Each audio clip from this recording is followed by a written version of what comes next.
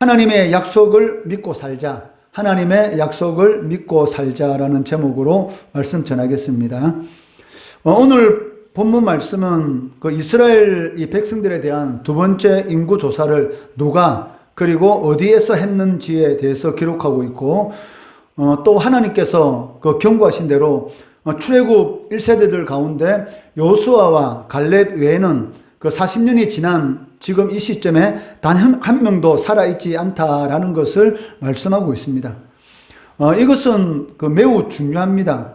그 출애굽 1세대들 가운데 가나안 땅에 대한 약속을 그 받은 사람이 갈렙과 여호수아뿐만이 아니고 이스라엘 모든 백성들이 이 가나안 땅에 대한 약속, 젖과 꿀이 흐르는 가나안 땅으로 하나님께서 인도하시겠다라는 그런 약속을 다 받았던 것이죠. 그런데도 불구하고 40년이 지난 이 시점에서 갈렙과 여호수아 외에는 여호수아 외에 나머지 모든 사람들은 광야에서 소멸되고 말았던 것입니다. 그 이유가 무엇입니까?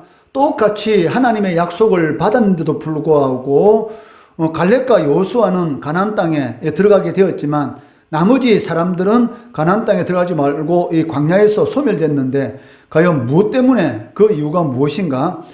그것은 이 갈렙과 여호수아에게는 하나님의 이 약속에 대한 그 믿음이 있었다는 것입니다. 그렇다면 반대로 이 가나안 땅에 들어가지 못한 사람들은 무엇입니까? 하나님의 약속에 대한 그러한 믿음이 전혀 없었다라고 말을 할 수가 있다는 것이죠. 갈렙과 여호수아는 이 가나안 땅을 정탐하고 난 이후에 그 하나님의 약속의 말씀을 붙들고, 이 붙들었다라는 것은 믿었다는 것이죠. 하나님의 약속의 말씀을 붙들고 저들은 뭐다? 우리의 먹이다.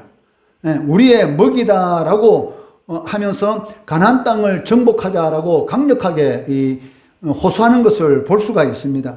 민수기 14장 8절 말씀해 보시면 여호와께서 우리를 기뻐하시면 우리를 그 땅으로 인도하여 들으시고 그 땅을 우리에게 주시리라. 이는 가연 젖과 꿀이 흐르는 땅이니라. 즉 이 가나안 땅을 정탐하고 온 그 12명의 정탐꾼 중에 이 갈렙과 여호수아는 거기에 똑같이 이 10명의 정탐꾼과 똑같이 받지 않습니까? 견고한 성읍을 보았고 또 그 땅에 안악 자손, 즉 거인 족속이 있는 것을 보았습니다. 그런데도 불구하고 하나님의 약속의 말씀을 붙드니까 그들이 뭐같이 보이는 것입니까? 우리의 밥같이, 우리의 먹이같이 보이더란 것입니다. 이러한 것은 똑같은 환경에 처했는데도 불구하고 전혀 다른 모습으로 이 반응함으로 인해서 완전히 달라진 그러한 결과가 나타나는 것을 볼 수가 있다는 것입니다. 여호와께서 우리를 기뻐하시면 이게 무슨 말입니까? 우리가 하나님 앞에 믿음을 보이면 이 말이죠. 우리가 하나님의 약속의 말씀에 대한 그런 확실한 믿음을 보이면 하나님께서는 반드시 우리를 젖과 꿀이 흐르는 그 가나안 땅으로 들이시리라라고 말씀하고 있습니다. 그렇지만 나머지 10 정탐꾼은 똑같은 가나안 땅을 정탐하고 돌아왔습니다. 그런데 그들은 뭐라고 말합니까?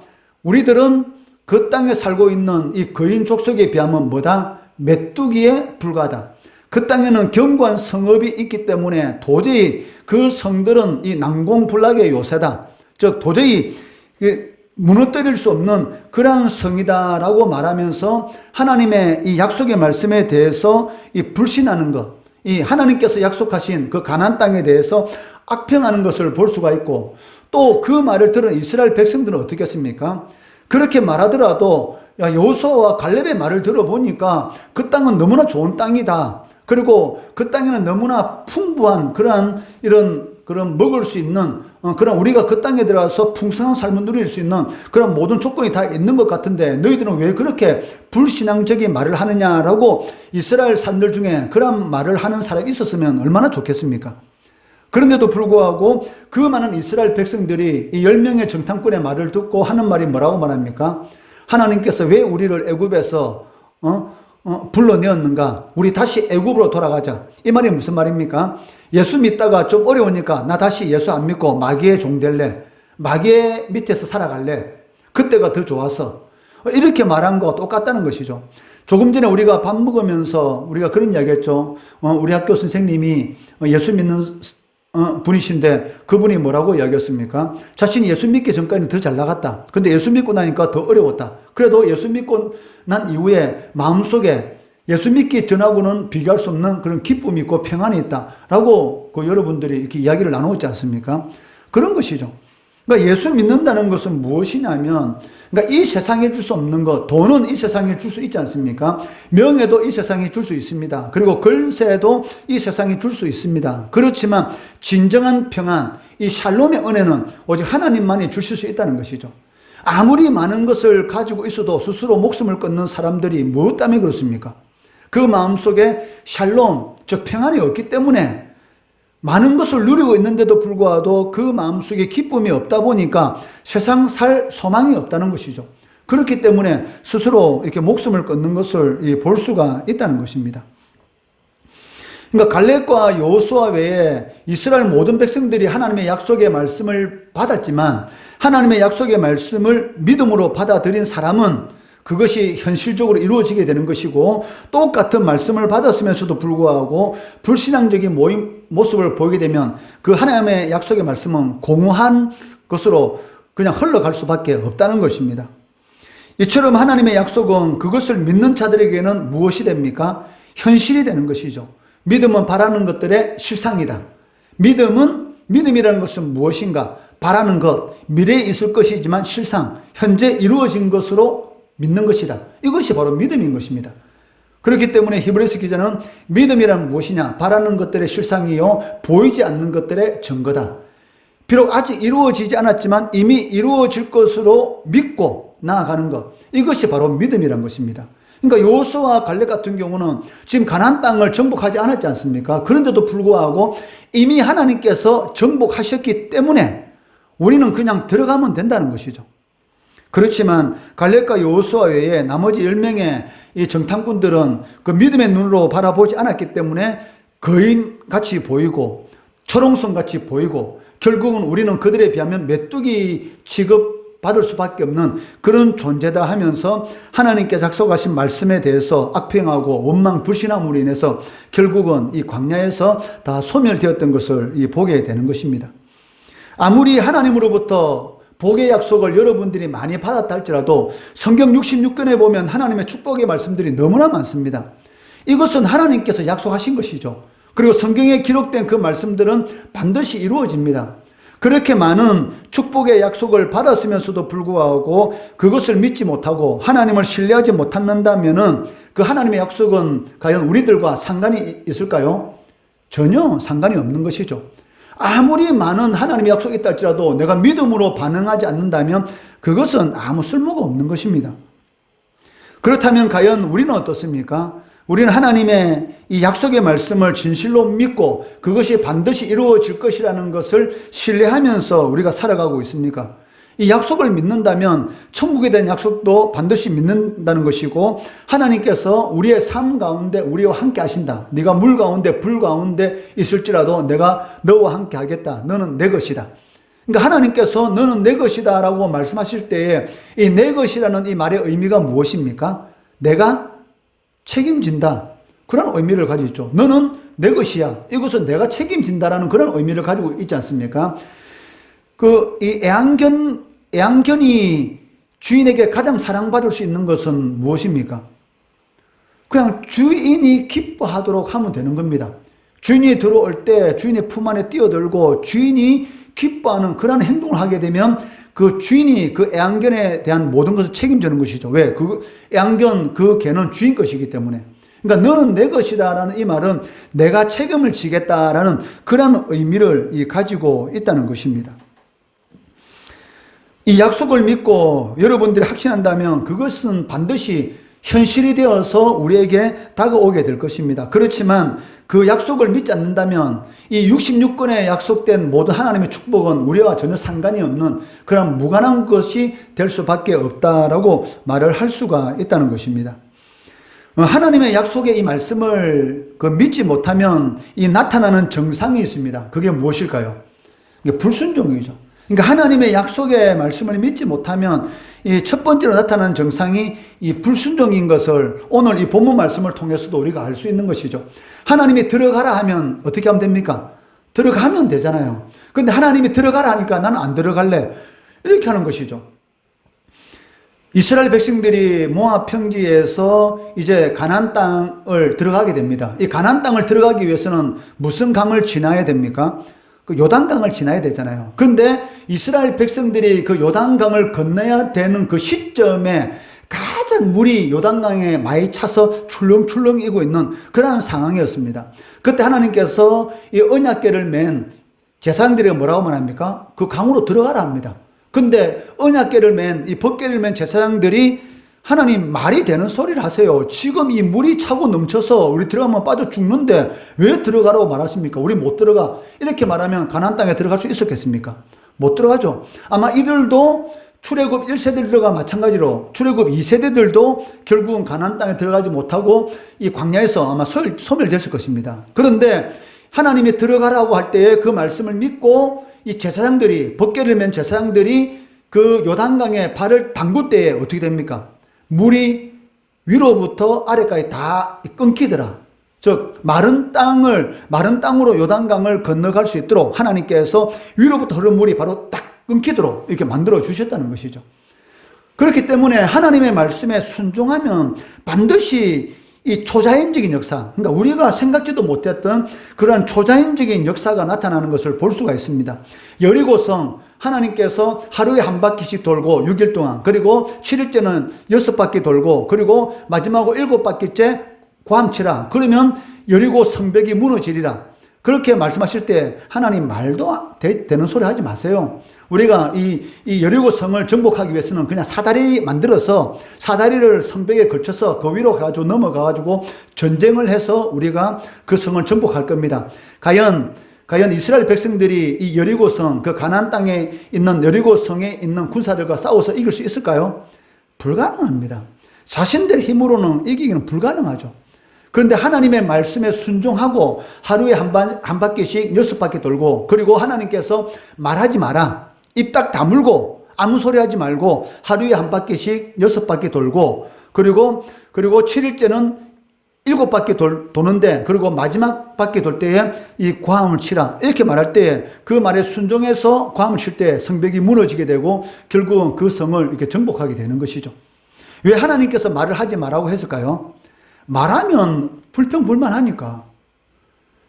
사람은 자신의 생각하고 다르면은 자꾸 불평불만하지 않습니까? 이건 아닌 것 같은데, 내 생각은 자꾸 다른 것 같은데, 성벽 밑을 파가 들어가든지 아니면 이 성벽을 타고 올라가든지 이렇게 해야 되는데 왜 하나님께서는 하루에 한 바퀴씩 6일 동안 이 6바퀴 돌고 그것도 말 한마디 못하게 하고 할까? 그리고 고함 치면은 성벽이 무너진다는데 그게 말이 되는 소리냐? 이 여리고 성벽은 철옹성이고 이 여리고 성벽, 이 이중 성벽으로 되어 있고 두께만 하더라도 그 마차가 왔다 갔다 할 수 있는 그러한 왕복할 수 있는 그러한 두께인데 과연 이것이 고함 친다고 쓰러지겠느냐? 만약에 이런 생각을 가지고 있었지 않겠습니까? 당연히 가지고 있었죠. 그런데 만약에 말을 하게 되면 어떻게 돼요? 돌면서 계속 원망불평했을 겁니다. 그렇기 때문에 원망불평하지 말라고. 왜냐하면 이 말이라는 것이 한번 나오기 시작하면 끝이 없잖아요. 한 번 불평하면, 내가 불평하면 옆에 사람도 같이 따라 불평합니다. 이 불평이라는 것은 참 희한한 게 뭐냐면 이 부정적인 말을 한 번 하게 되면 이 전념력이 워낙 강해가지고 내가 하나님에 대해서 부정적 이야기 하잖아요. 그럼 그것이 바로 옆에 사람에게 전염돼가지고 그래 네 말이 맞아. 이렇게 되는 거예요. 그러다 보면 하나님 일은 아무것도 못합니다. 그리고 결국은 하나님 앞에 징계받게 되는 것이고, 그렇기 때문에 내가 하나님 앞에 복을 받으려면 이 신앙이 좋은 사람과 사귀어야 됩니다. 그러니까 될 수 있으면 긍정적인 이야기하는 사람, 하나님의 일에 대해서 좋게 이야기하는 사람을 이렇게 사귀어야 되는 것이지, 이 부정적인 말을 하는 사람과 자꾸 같이 있다 보면 나도 모르게 어떻게 돼요? 부정적이 되는 것이죠. 성경에 여러분 한번 보기 바랍니다. 부정적으로 이야기해서 하나님의 복 받은 사람이 있습니까? 없습니다. 어떤 상황 가운데 있을지라도 이 믿음으로 이 긍정적인 말을 한 사람이 하나님 앞에 복을 받는 것을 알 수가 있는 것이죠. 그 대표적인 사람이 여호수아와 갈렙이지 않습니까? 10명의 사람이 그 땅은 정복이 불가능하다 이렇게 말했습니다. 그렇지만 여호수아와 갈렙은 하나님 약속을 말씀을 믿으니까 할 수 있다. 왜? 하나님께서 약속해 주셨으니까. 그런데 이스라엘 백성들이 이 긍정적인 여호수아와 갈렙에게 붙어야 되는데 이 부정적인 사람에게 붙으니까 그 다음부터 이스라엘 전 사람들에게 이 전염이 되는 거예요. 그러니까 결국은 나오는 말이 애굽으로 돌아가자 이렇게 되는 것이죠. 다시 마귀의 종이 되자. 나 예수 믿고 나니까 되는 일 하나도 없어. 예수 안 믿을 때가 더 편했는 것 같아. 이렇게 되는 것이죠. 결국 이런 자들은 뭡니까? 결국은 이제 배교. 결국은 이 천국의 은혜를 누리지 못한다라고 말을 할 수가 있습니다. 그러니까 불순종하는 이유가 무엇이냐면 그 하나님의 약속에 대한 그런 확신이 없기 때문에 불순종합니다. 여러분들이 하나님의 말씀에 대한 확신이 있다면 불순종할까요? 아니죠. 순종하죠. 그러니까 하나님의 말씀에 대한 확신이 없기 때문에 불순종하는 것이고 하나님의 말씀대로 살지 않는다라고 말을 할 수 있습니다. 그런데 불순종으로 끝나면은 상관없어요. 근데 문제는 무엇입니까? 핑계를 대잖아요. 핑계. 10명의 정탐꾼이 그 땅에 들어가가지고 도저히 그 땅은 우리가 정복하기를 힘들겠다 이렇게 말하면 되는데 꼭 핑계를 댔잖아요. 무슨 핑계입니까? 철옹성, 거인족속 살아. 우리는 메뚜기야. 우리는 메뚜기 튀김 당하듯이 튀겨서 죽을 거야. 이렇게 이제 생각한다는 것이죠. 그러니까 이 부정적이고 하나님의 말씀에 확신이 없는 사람은 항상 어떤 일에 대해서 이렇게 핑계를 댑니다. 무엇 때문에 못해? 이것 때문에 못해? 저것 때문에 못해? 항상 이게 핑계를 대는 것이죠. 그렇지만 긍정적인 사람은 이 불가능할 것 같지만 그 불가능한 그 상황 가운데서도 내가 할 수 있는 부분을 찾는다는 겁니다. 이것이 차이점이에요. 그러니까 내가 할 수 있는 부분을 하겠다는 것이죠. 근데 부정적인 사람은 전체 다 못하는 것으로 밀어붙여요. 여러분들이 열심히 공부하더라도 아마 여러분 생각대로 성적이 안 나올 수가 있어요. 그렇지만 안 나오더라도 여러분이 할 수 있는 부분은 열심히 하면 되는 겁니다. 그러면 하나님께서 여러분이 잘하는 부분을 개발시켜 줘가지고 또 그쪽으로 나갈 수 있도록 만들어 줍니다. 그런데 우리는 어떻게 돼요? 뭐 좀 하다가 안 되면 전체 다 안 되는 것처럼 포기하는 것을 이렇게 볼 수가 있는 것이죠. 그러니까 왜 내가 그냥 못한다 말하기는 곤란하지 않습니까? 그러니까 되는 것이 무엇입니까? 핑계죠. 이 핑계라는 것은 죄 때문에 인간 세상에 들어왔습니다. 원래는 핑계라는 게 없었어요. 내 살 중에 살이요 내 뼈 중에 뼈다. 얼마나 이 아담이 이 하와를 볼 때 자기의 내한테 있는 것 모든 것 중에서 가장 소중한 사람이다. 내 뼈 중에 뼈요 내 살 중에 살이다. 당신은 너무나 소중한 그 사람이다 라고 이렇게 하와에게 고백했지 않습니까? 그런데 선악과 열매를 먹고 나서 한 이유가 한 행동이 무엇입니까? 첫 번째로 바로 아담이 한 것이 뭐냐? 핑계 댔습니다. 아니 자기가 선악과 열매를 먹었으면 내가 하나님 앞에 잘못했습니다 이렇게 말하면 되잖아요. 그런데 하나님 뭐예요? 하나님이 주신 이 여자 때문에 이렇게 말해요. 그러니까 하나님이 주신 이 여자가 나에게 선악과 열매를 먹으래서 자기 먹었다 이렇게 말하는 거예요. 그럼 누가 잘못했다는 것입니까? 아담 자기는 아무 잘못도 없고 누구에게 잘못이 있어? 첫 번째 잘못은 누가? 하나님.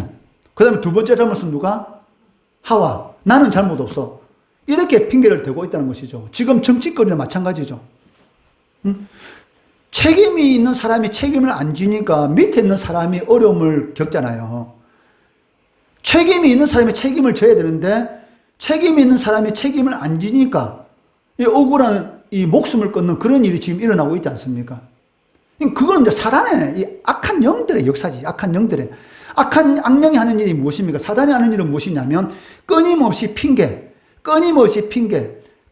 핑계를 대게 만들어서 결국은 다른 사람들에게 이런 어려운 일을 당하게 만드는 것, 죽게 만드는 것. 이것이 사단이 하는 일입니다. 그렇지만 예수 믿는 사람이 하는 일은 무엇입니까? 내가 책임지겠다. 오늘 저 잠시 그 뉴스 그걸 잠시 저걸 보니까 윤석열 대통령 그 책상 앞에 이 명패가 딱 있는데 그게 영어로 적혀 있는데 그걸 이제 우리나라 말로 뭐라냐면 모든 책임은 내게 있다.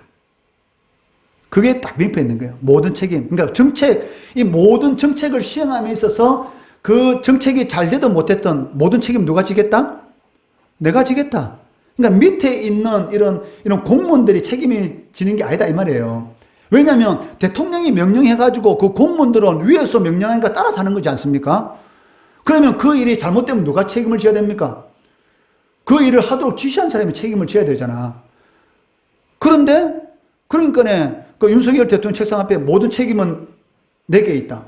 즉 모든 정책에 대해서 잘못된 거 이런 모든 것을 자기가 책임을 진다는 것이죠. 이것이 올바른 것입니다. 그런데 사단은 끊임없이 모든 책임을 다른 사람에게 계속 핑계를 대도록 만드는 것이죠. 그래가지고 어떻게 만듭니까? 모든 관계를 파괴하도록. 그러니까 사단이라는 이 이름, 디아볼로스, 이 사단이라는 이 이름의 뜻이 무엇이냐면 이간질하는 자. 그러니까 이간질하는 자라는 그런 의미를 가지고 있습니다. 그러니까 사람과 사람 사이 관계를 깨트리는 것이죠. 사람과 사람 사이를 깨트리는 가장 좋은 방법이 무엇입니까? 없을 때 욕하고. 그렇잖아요. 없을 때 욕하는 거잖아. 그 사람이 없을 때 욕하는 거잖아. 그러면 그 안에 몇 명이 모여서 그 자리에 없는 사람을 욕을 해서 그러면 그 자리에 있는 사람 화장실 갈 수 있을까? 못 갑니다. 왜? 나도 자리 비우면 내 욕하는 건 아닐까 싶어서. 그러니까 성경 말씀이 100% 맞는 말이 무엇이냐면 네 입의 열매를 네가 먹는다. 내가 다른 사람을 욕을 하잖아. 그렇게 되면 나도 그 자리를 못 떠나. 왜? 내 없을 때 내 욕할까 봐 싶어서. 그렇기 때문에 다른 사람에 대해서 좋게 말하는 사람은 자유함이 있어요. 그러니까 다른 사람에 대해서 좋게 말하는 사람은 이 마음속에 자유함이 있거든. 왜 그럴까요? 내가 다른 사람에 대해서 좋은 이야기를 했기 때문에 내가 그 자리에 없어도 다른 사람도 나에 대해서 좋게 말할 것이다. 이렇게 생각하고 있는 거야. 그런데 다른 사람에 대해서 자꾸 나쁘게 얘기한 사람은 자기가 그 자리에 없으면 안 돼. 왜? 혹시 나에 대해서 나쁜 일 할까 봐. 그러니까 사기꾼이 어떻습니까? 항상 불안한 거야. 자기도 당할까 싶어서. 왜? 남을 자꾸 사기치다 보니까 모든 사람이 사기꾼같이 보이거든. 그러니까 마음이 항상 불안한 거야. 마찬가지지 않습니까? 그러니까 이 사단이 하는 일이 무엇이냐면 이간질합니다. 이간질. 그러니까 이 분명히 하나님께서 약속해 주셨는데 이 젖과 꿀이 흐르는 가나안 땅을 너에게 주겠다라고 약속하시고 애굽에서 구원해 주셨습니다. 그리고 애굽에서 구원해 주셨을 때 그냥 구원해 주셨습니까? 10가지 초자연적인 역사를 보여주셨죠. 10가지 재앙. 그리고 홍해 바다가 갈라지는 역사를 보여주셨죠. 그리고 바위를 깨뜨려서 풍성한 물을 주셨죠. 만나 주셨죠. 메추라기 주셨죠. 그렇게 40년 동안 지냈지 않습니까? 그런데도 불구하고 핑계대는 거예요. 그러니까 불순종. 그러니까 불순종하게 되면 반드시 핑계됩니다. 내가 신앙생활 하는데 이 핑계가 많아졌다. 그러면 일단 내 신앙에 병이 들었다라고 생각하면 되는 것입니다. 내가 잘못했으면 내가 잘못했다 해야지. 근데 누구 때문에 이렇게 됐다. 이렇게 말하면 괜히 어문 사람 잡는 거잖아요. 그 사람이 무슨 잘못했어? 근데 누구 때문인 거야? 자기 때문이지. 자기 때문에 잘못된 것이지. 왜 자꾸 누구 때문에 이렇게 말해? 그렇게 말하면 안 된다는 것이죠. 그러니까 핑계를 댄다는 것은 결국은 자신이 하나님의 말씀에 불순종했기 때문에 그 불순종한 것에 대한 그런 정당성을 갖기 위해서 다른 사람에게 그 이유를, 원인을 돌리는 것을 볼 수가 있습니다. 그 땅에 거인 족속이 살고 있느니, 강하느니, 그리고 그 성은 초롱성이니, 이것을 전부 다 핑계잖아요. 하나님이 들어가라 말하면 들어가면 되는 거고, 하나님이 밥상을 차려놨으니 가서 먹으면 되잖아요. 우리의 밥이라. 하나님께서 밥상 차려놨는데, 저 밥상에 독이 들어있는 거 아니야? 먹으면 어떻게, 이렇게 하면 안 되잖아. 하나님께서 차려주신 건데, 그럼 올라가서 먹으면 되는 겁니다. 그런데도 불구하고, 하나님 말씀에 대한 확신이 없으니까, 결국은 핑계대다가 가나안 땅에 들어가지 못하고, 이 광야에서 다 죽게 되었습니다. 그렇기 때문에 예수님께서도 무엇이라고 말합니까? 마태복음 7장 21절 말씀 같이 읽어볼까요? 시작. 나더러 주여 주여 하는 자마다 다 천국에 들어갈 것이 아니요 다만 하늘에 계신 내 아버지의 뜻대로 행하는 자라야 들어가리라 라고 말씀합니다. 그러니까 나더러 주여 주여 하는 자마다 다 천국에 들어갈 것이 아니고 다만 하늘에 계신 내 아버지의 뜻대로 행하는 자라야 들어갈 수 있다라고 말씀하는 것을 볼 수가 있다는 것이죠. 그러니까 천국에 들어가는 사람은 어떤 사람이다? 하나님의 말씀대로 행하는 사람. 그러니까 입으로는 주여 주여 얼마나 많은 사람들이 주여 주여 말합니까? 또 기도하기 전에 주여 삼창합시다 하면 주여 주여 주여 3번 얼마나 크게 이야기하는지 몰라. 그런데 입으로는 주여 주여 주여 말을 하는데 행동은 주여하고 전혀 상관이 없습니다. 그러면 과연 그 사람이 하나님의 백성입니까? 아니죠. 하나님의 백성은 반드시 하나님의 백성다운 그런 삶을 살아야 되는 것입니다. 내 양은 내 말을 듣나니. 그러니까 주님 나는 목자고 너희들은 양인데 내 말을 듣지 않는다. 그러면 그 양은 주님의 양이 아니다 이 말이죠. 그러니까 내 양은 내 말을 듣는다는 겁니다. 마찬가지지 않습니까? 당연하죠. 그 양은 그 목자의 말을 듣는 것입니다. 만약에 양이 목자의 말을 안 듣는다? 그럼 그 양은 그 목자의 그 양이 아니죠. 그럼 그 양은 그냥 몰래 들어왔다가 나중에 어떻게 돼요? 목자의 말을 안 듣다 보니까 맹수에게 잡혀 먹든지 아니면 절벽에 떨어져 죽든지 그 두 개 중에 하나 아마 될 것입니다. 그렇기 때문에 예수님께서도 나더러 주여 주여 하는 자마다 다 천국에 들어갈 거 아니다. 주여란 소리는 엄청나게 잘하는데 그런데 주여 한다고 다 천국에 들어가는 것이 아니고 어떻게 하는 사람만이 하늘에 계신 내 아버지의 뜻대로 하나님의 말씀대로 살아가는 자들만이 천국에 들어갈 것이다 라고 말씀하고 있습니다. 우리들이 하나님의 말씀대로 완전히 100% 지킬 수 있습니까? 그건 불가능하죠. 하나님의 말씀대로 100% 지키는 것은 불가능합니다. 그런데도 불구하고 왜 예수님께서 내 아버지의 뜻대로 즉 하나님의 말씀대로 순종하는 자들만이 들어가리라 라고 이렇게 말씀하시는 이유가 뭘까요? 그러니까 하나님의 백성의 특징이 있어요. 뭐냐면 우리가 하나님의 말씀대로 살아가려고 하지만 하나님의 말씀대로 살아가지 못할 때가 있습니다. 그런데 그것을 알아요. 반드시 압니다. 아, 내가 하나님의 말씀대로 제대로 못 살고 있구나. 하나님의 말씀대로 살려고 노력해야지. 이 깨달음이 있어요. 그러니까 하나님의 말씀대로 살려고 노력하지만 어떨 때 보면 하나님의 말씀대로 살지 못할 때가 있는데 그 생활이 계속 가는 게 아니다 이 말이에요. 그러니까 하나님의 이 종들은 하나님의 백성들은 반드시 자신이 다시 깨닫게 됩니다. 그러니까 깨달은 은혜를 베풀어 주시는 것이죠. 누구에게? 그래도 하나님의 말씀대로 살려고 노력하는 자에게. 우리가 하나님의 말씀대로 살려고 하더라도 잘 안 되지만 그래도 하려고 하는 자들, 그런 자들이 바로 하나님의 백성이에요. 왜냐하면 믿음의 우리 조상들 얼마나 위대한 사람들이 많습니까? 여러분 순교하라면 순교하겠습니까? 그렇게 못하잖아요. 아마 고문 받다 보면 그 고문이 너무나 무섭고 두려워서 베드로같이 내 주님 몰라요 라고 순간적으로 그런 말을 할 수 있을 거예요. 근데 베드로가 하나님 앞에 버림받았습니까? 아니죠. 예수님이 찾아와가지고 회복시켜 주시잖아요. 왜? 베드로는 순간적인 이 죽음에 대한 이 공포 때문에 예수님을 모른다고 3번 부인했지만 그걸 빨리 깨달은 것이죠.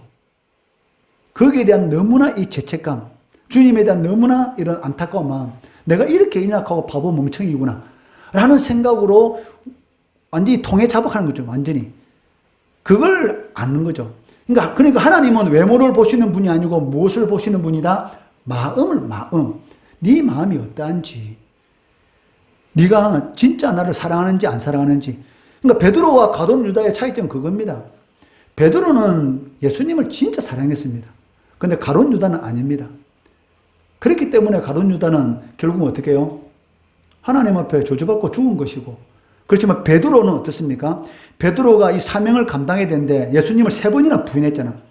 예수님을 3번이나 부인한 그것이 있기 때문에 항상 그것이 어떻게 보면은 이 사도로서 그 일을 그 제일 수제자잖아. 수제자. 베드로는 수제자입니다. 예수님의 12제자 중에. 수제자인데 그 수제자가 이 3번이나 이렇게 부인을 했어요. 그것도 성경에 기록해 놔두잖아. 아니 기록 안 됐으면 모르겠는데.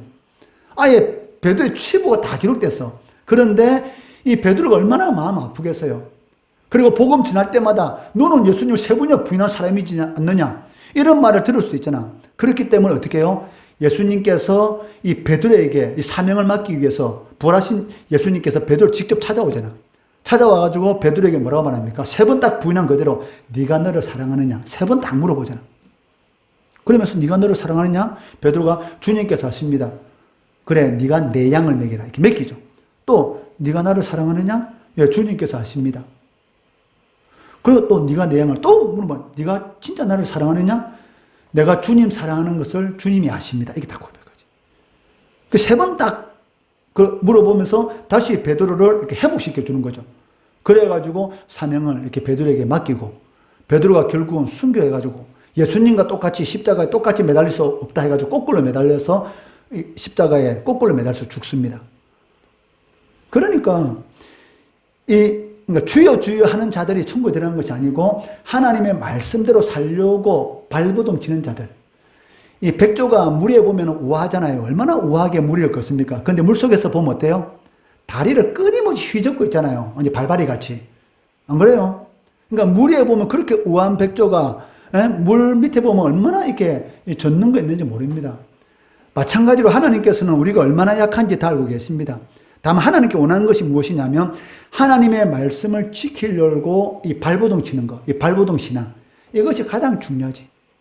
어떻게든 하나님이 기뻐하는 삶을 살아가려고 순간적으로 우리가 넘어지고 엎어질 수도 있지만 다윗도 엎어졌잖아. 하나님께서 필요한 것도 다 준데도 불구하고 바세바를 간음했잖아요.